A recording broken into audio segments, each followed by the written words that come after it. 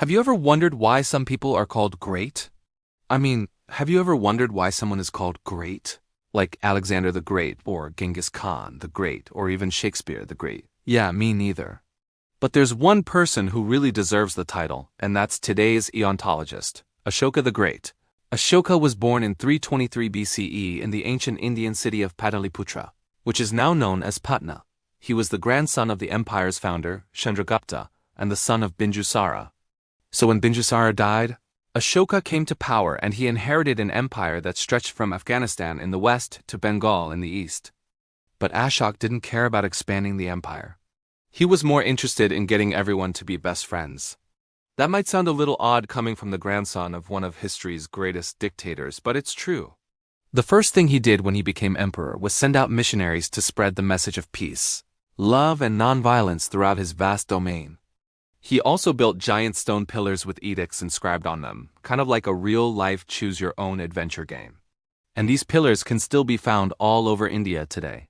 One of the most famous is the Gurner lion, which depicts a pregnant lioness and her cubs, and has been the national emblem of India since 1947.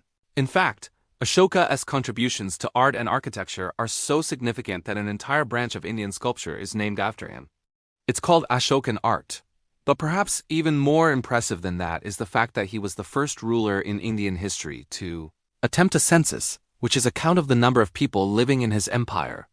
He wanted to know how many people he was trying to convert to Buddhism, I guess, and the results were staggering.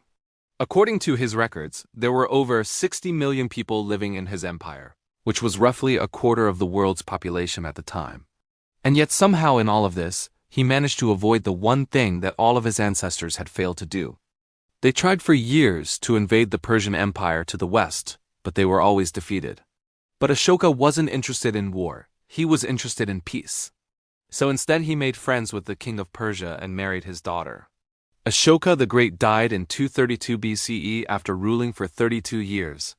He was succeeded by his son, Kunishoka, who promptly went insane and murdered all of his brothers. Yikes! But the good news is that after Kunishoka's death, the empire Ashoka built continued on for another 150 years under the reign of his descendants. And that's why